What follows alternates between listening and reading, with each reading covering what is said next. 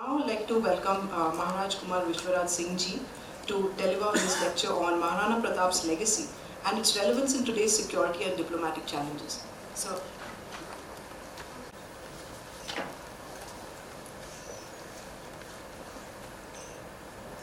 Pratap was the ruler of Mewar of the Sisodia clan of Rajputs, and he was born to Maharana Uday Singh II and Jayawantabai. Maharana Pratap is widely regarded as a great hero and one of India's most famous freedom fighters, and he's regarded as a freedom fighter is because he spent his entire life fighting alone and fighting an uphill battle where all the kingdoms and all the kings around him were capitulating and were submitting and surrendering to the Mughal Empire. He was the only one that kept fighting. In 1567, when Prince Pratap Singh was only 27, the capital of Mewar, Chittor, was surrounded by the Mughal forces of Emperor Akbar. Maharana Uday Singh decided to leave Chittor and move his family to Golconda rather than surrender to the Mughals. The Mughal Emperor Akbar had control of large areas of Mewar but was still intent on securing a stable route to Gujarat through Mewar. When Maharana Pratap was crowned king in 1572, Akbar sent a number of envoys and diplomatic missions asking the Rana to become a subject of the Mughal Empire, just like many other Rajput leaders had done in the region. The last of these missions was headed by Raja Man Singh, who was the brother-in-law of Akbar himself. Maharana Pratap, when he found out about Raja Man Singh, became very angry that his fellow Rajput was aligned with someone who had forced the subjugation of so many Rajputs, and was angry at the fact that he had aligned himself with the people that had forced so much death and destruction upon the Rajputs and upon his culture. And therefore he refused the terms of Raja Man Singh and refused to surrender to Akbar. Therefore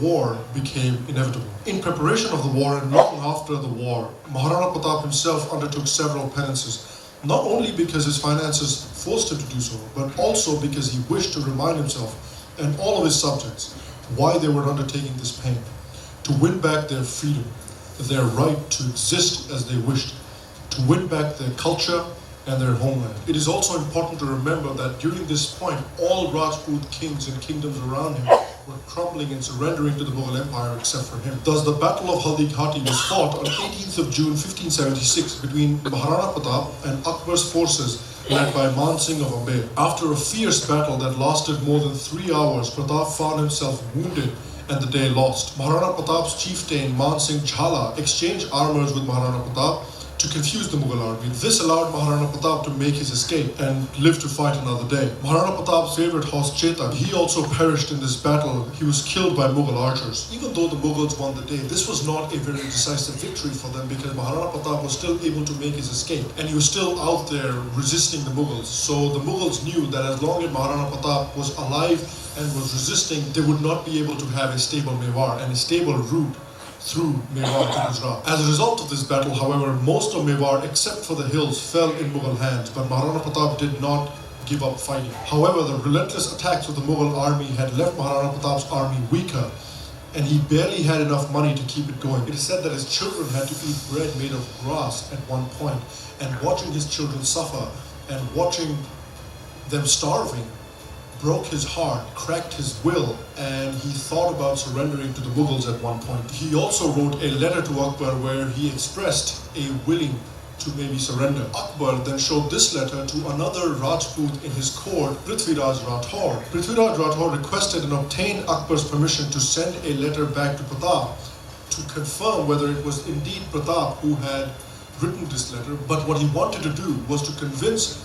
Maharana Pratap to not submit and not surrender to the Mughals. So he wrote a letter back, and in the letter he wrote a very famous poem. And when Maharana Pratap read the poem from Prithviraj Rathore, it strengthened his will and it reminded him of what he was fighting for, and he decided not to surrender to the Mughals after all and continue fighting. It was at this time that one of his ministers, Bhama Shah, came and offered Maharana Pratap all of his wealth, a sum that would enable Maharana Pratap to support an army of 25,000 soldiers for 12 years. Thus, he was able to continue fighting the Mughals. Mughal pressure on Mewar relaxed after 1579, following rebellions in Bengal, Bihar, and Mirza Hakim's incursion into the Punjab.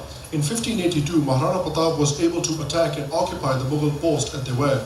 In 1585, Akbar moved to Lahore and remained there for the next few years, watching the situation in the northwest. This allowed Maharana Pratap to recover a lot of the lost territory in western Mewar, including Kumbhalgarh, Udaipur and Gogunda. During this period, he also built a new capital, Chavan, near modern Dungarpur. Maharana Pratap, through his relentless efforts, eventually managed to free most of Mewar except for the capital, Chittor. In 1597, however, Maharana Pratap was seriously injured in a hunting accident and he passed away, aged 56, on January 29, 1597. A question that has been asked recently is, why do we speak of Maharana Pratap? What did Maharana Pratap do that was so great? You will see this in the media and you will see this in the leftist circles, often asking, why do we celebrate the Rajputs? Why do we celebrate Maharana Pratap? He lost a lot of his area and it's not like he expanded his area outside of Mewar, so why do we really celebrate Maharana Pratap? And the answer to that question is, the reason we celebrate Maharana Pratap and the reason we revere him is because he represents really well the Hindu struggle and the Hindu spirit and the Hindus' battle for survival. He represents the spirit of being beaten down repeatedly but not giving up.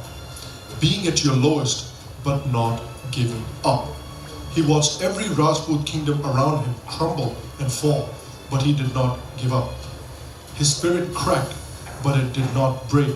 He never stopped fighting for his civilization and for his culture. He represents perfectly our culture and our civilization's struggle for survival, struggle for self-determination, and for freedom. He represents what we are as a people and as a culture, and what we should always aspire to be.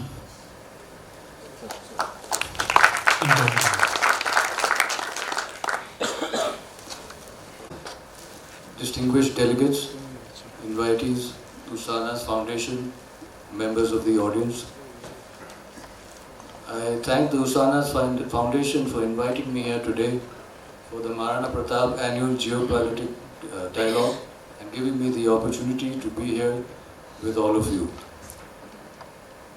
In the history of Mewar, there have been a number of rulers who have achievements of a very high standard to their credit. But now it is Maharana Pratap who seems to epitomize the history of my family.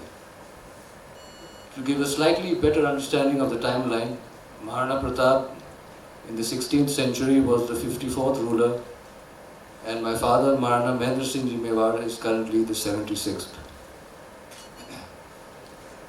I have noted from the literature given to me about this event, and it's been spoken of today, that it speaks of continuing the philosophy and legacy of Maharana Pratap and its relevance to today's diplomatic and security challenges. Of the challenges faced today, some of which are internal, which in turn some of which are security, and in turn many of the security challenges are internal, some of them would have their root in the failure to achieve a desired standard of governance. If the cause is attended to, the symptoms will be improved upon. But it is not for me to speak on governance. I leave that to the experts and those who have qualifications and experience. It is also not for me to espouse the qualities of my ancestry, and so therefore I will only limit my address to a few instances from history that will best elucidate the philosophy and principles that were prevalent at the time of Maharana Pratap and which would hold true today and tomorrow. I would begin with one instance which is very relevant, considering we all pride ourselves on being democracies, but very often forget that there is more to a democracy than casting a vote every few years. After the demise of Maharana Uday Singh Ji, the father of Maharana Pratap, a younger brother of Maharana Pratap, Jagmal, claimed to be the Maharana. He was promptly removed by the nobles at that time, Maharana Pratap being the rightful heir. Another instance, which is not as well known, but it is a classic instance of divide and rule, is when another younger brother of Maharana Pratap was declared as Maharana at Chittor by Akbar, who was then the Mughal emperor.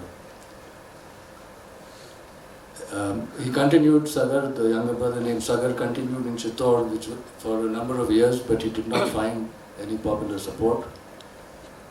I don't have to spell out what would have been the history of India had the nobles or the populace shown indifference, or they had just sought to explain away the flagrant violation of law while bowing down to support those who were usurping the rights of another.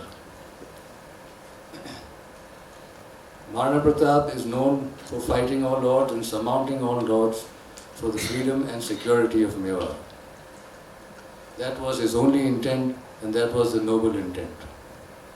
Battles were fought when it was made clear through talks that the only alternative was to give up even the notion of freedom and independence.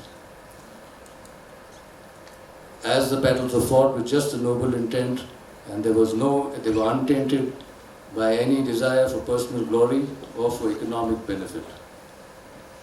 I am sure we all generally believe in the goodness of man, which makes a noble intent a far more powerful, unifying and motivating force than any other scheme of advantage. And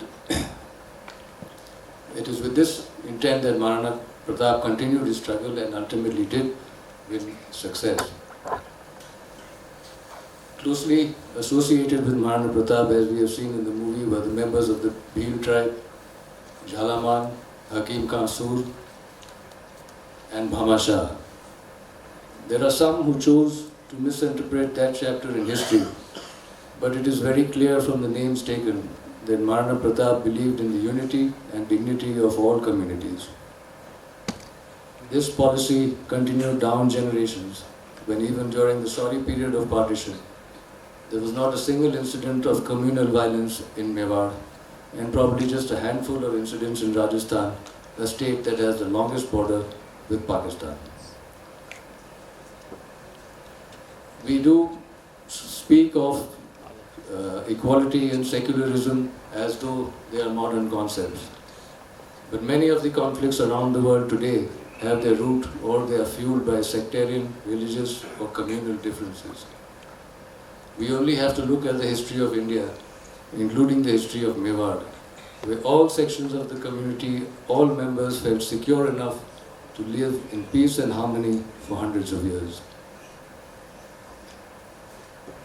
Mewar outmaneuvered the Mughal Empire by the now well-known guerrilla tactics, by intelligence, accurate intelligence, by the policy of scorched earth while cutting off supply lines, and a financial policy that enabled them, that had been continued for generations, that enabled the continuing of war without the burden of extra taxes or borrowing. The financial policy included the distribution of the wealth of the state in different secret locations, not in palaces and forts as may be told in some fairy tales, but in locations that were secret and would remain so even if the area was overrun by the enemy, so that the wealth could be accessed as and when required. Financial discipline and policies, they were a key element in allowing the Mewar to continue its resistance for centuries, almost all throughout our history. Maharana Pratap's success can be attributed to his devotion to duty and his leading by example, not just by instruction. His conduct and his success can also be summarized in the motto of my family, Jo Dilir Rakhe Dharam Ko, Ti Rakhe Kartar. Experience would have dictated that Maharana Pratap gave in to all inducements and offers to secure his position, but that was not to be. It was through the strength, the stability, the self-reliance and morality that Maharana Pratap, and through him, Mewar, extended its influence far beyond its borders and over time, as we are seeing today. Maharana Pratap is a name that has always been taken by reverence, but it is in the last 30 to 35 years that there are a number of activities that are being associated with the name of Maharana Pratap. It is time that will tell whether it is just the need for an association or whether there is a serious attempt being made by a correspondingly larger number of people to imbibe the values of Maharana Pratap too. I thank you once again for inviting me, and I hope we do realize that we ignore the lessons of the past at our peril, for the principles that have held through over time can only help us deal with the challenges of today to help us build a better future for tomorrow. Thank you.